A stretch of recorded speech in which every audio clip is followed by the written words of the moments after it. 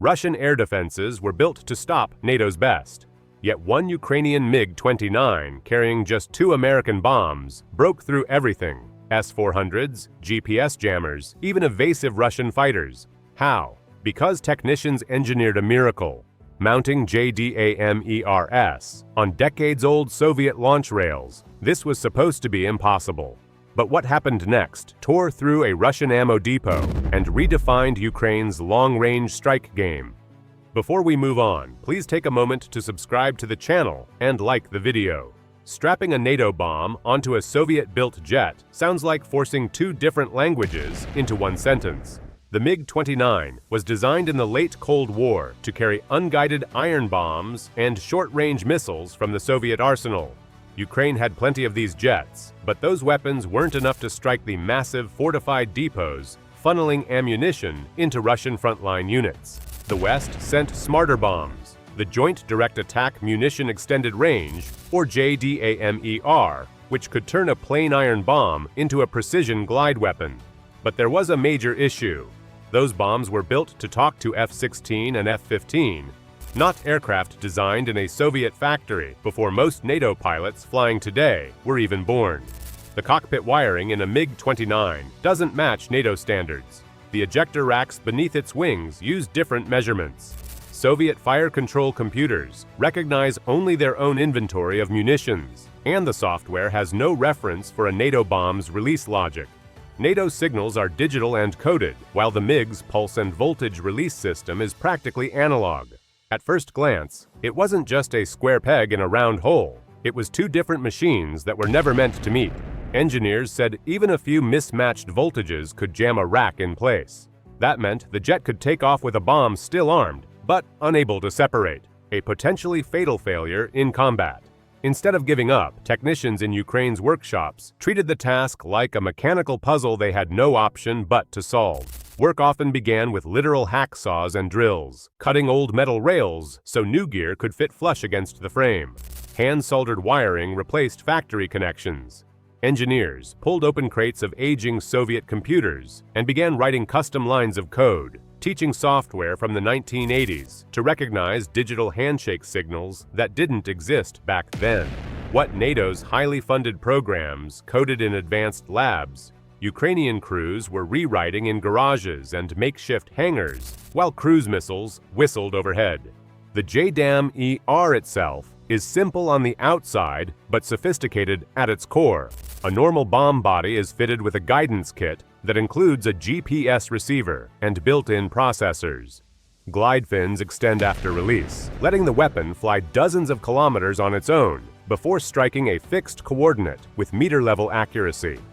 On a NATO jet, this kit plugs directly into a modern digital backbone.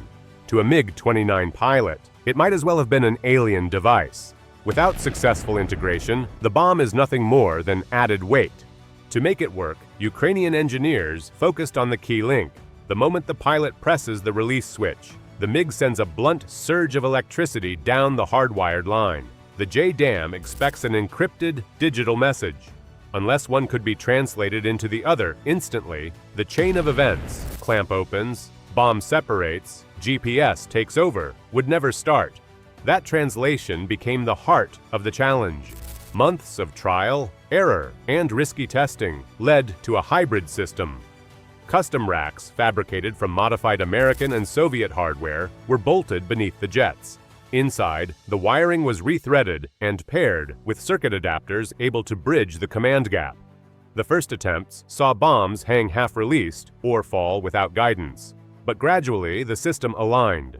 The breakthrough came when 2 test bombs separated cleanly, fins deployed, and guidance activated. The improbable had become possible. Aging MiG-29s now flew into combat, carrying precision-guided glide bombs, meant only for NATO fleets. Yet solving that riddle only opened the door to another. Getting the weapon off the rail was one part. Delivering it through Russia's dense web of radars and missiles would be the greater test. A single run against a supply depot was never just about pressing a release button. The moment the MiG-29 crossed the line toward Russian territory, every system in the region began hunting for it. The Russian integrated air defense wasn't a single wall, but a stacked system. High-altitude radars linked to S-400 batteries scanned for targets hundreds of kilometers away. Mid-range Buk M3s filled the space beneath, each missile capable of reaching Mach 3 in seconds. Closer to the ground, short-range gunners waited to pick off anything that survived the outer layers. Over all of it stretched a dense field of electronic warfare stations. Those towers weren't visible to the eye, but their effect was immediate. They pulsed signals built to blind GPS and sever the digital lifeline guiding a bomb to its target. From the cockpit, the pilot saw the effect in real time. Moments earlier, the navigation display had shown a clean route and targeting coordinates locked within 3 meters. Then the system wavered, numbers drifting, accuracy falling to 10 meters, then more. To a guided bomb, that difference meant the risk of striking the wrong building or missing entirely. The warning tones in the pilot's headset grew constant. Long-range radar pings meant an S-400 was drawing its firing solution. At higher altitude, hostile Su-35s began circling, designed not only to intercept intruders, but also to force them lower into kill zones. The MiG's sensors dimmed until the cockpit felt less like advanced avionics and more like blind flight. Electronic warfare acted like fog on the battlefield. A JDAM's design depended on seeing precise coordinates. Here, that view was smeared and distorted. Guidance packages tried to cut through the interference, but the jammers reduced them to partial data.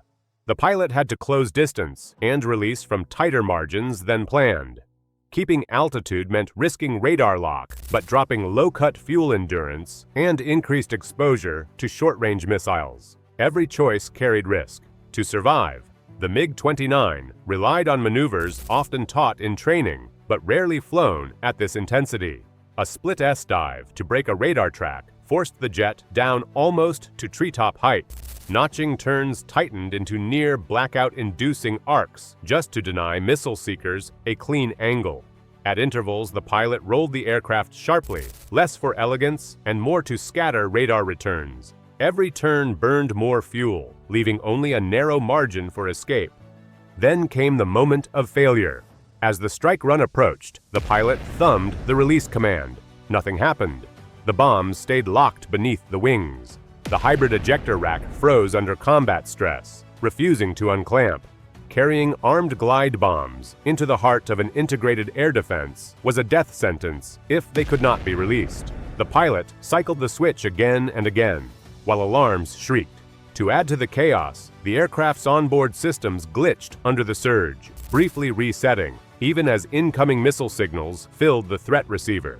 Seconds stretched into what felt like minutes. Finally, the rack snapped free. Both JDAMs peeled away cleanly, and their fins folded out into place. Despite the haze of jamming, the guidance systems latched back onto preset coordinates. Freed of the MiG's motion, they cut smoothly into autonomous glide. Sensors still screamed, but the weapons were gone, angling toward the depot that Russian forces had treated as untouchable. The pilot banked hard away, dropping altitude once more, watching two glints vanish into the sky ahead. What the strike proved wasn't just that a depot could be destroyed, it showed that human ingenuity can stretch the limits of machines thought obsolete, turning mismatched hardware into battlefield game-changers. Courage in the cockpit mattered, but so did the quiet decisions made in workshops where engineers refused to accept impossible as an answer. So here's the question to consider. What changes war more? New weapons rolling off assembly lines, or the ways people adapt old ones under pressure? These missions aren't measured by one target lost to fire. They're about rewriting combat itself as it happens in real time.